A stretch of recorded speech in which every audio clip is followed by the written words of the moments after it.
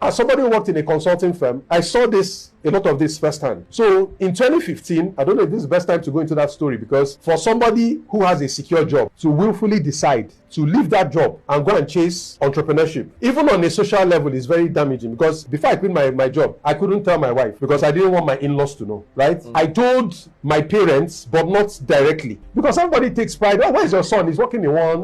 That big firm. That big firm. Yes. Every morning you dress up your suit and tie. You're looking important. You're looking important, yes. The job is not for only you. There are a lot of people depending on it, not just financially, but in terms of bragging rights. Where's your son? Oh, my son-in-law is my son is this. My brother is this. So the moment you want to leave that job, it's not just about you. All those other people are going to. So when they ask me what you are doing now, which is one major crisis, many business owners in Nigeria, particularly when you're starting, we face a crisis of identity. The biggest benefit I got is that I worked in corporate for almost 10 years, and this year marks my 10th anniversary. Since I pulled out. I've been on my own. I've not taken a salary from anybody in 10 years. So I've seen the two sides. The crisis of identity is that when you work in a bank, or you work in a law firm, or you work in a big firm, and people ask you, Benzik, what do you do? Remember, the question is, what do you do? You just say, I work at GT Bank. Next thing, big boy.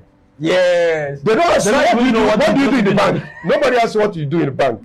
So long in GT. What company you run? You don't mention Shell, biggest boy. Nobody, what do you do? Even if you are trying to explain, people are not interested. They are interested in your employer. When you are on your own, you will explain, Taya. So what do you do?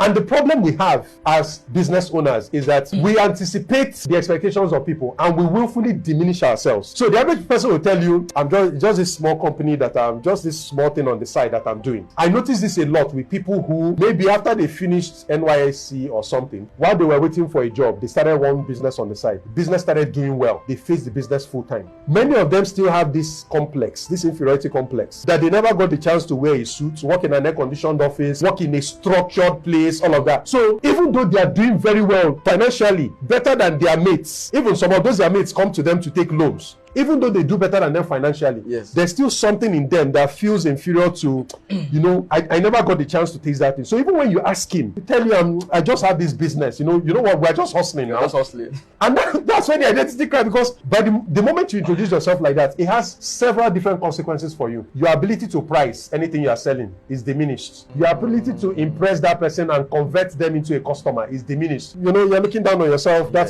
sort of thing. I think that's a challenge that we need to work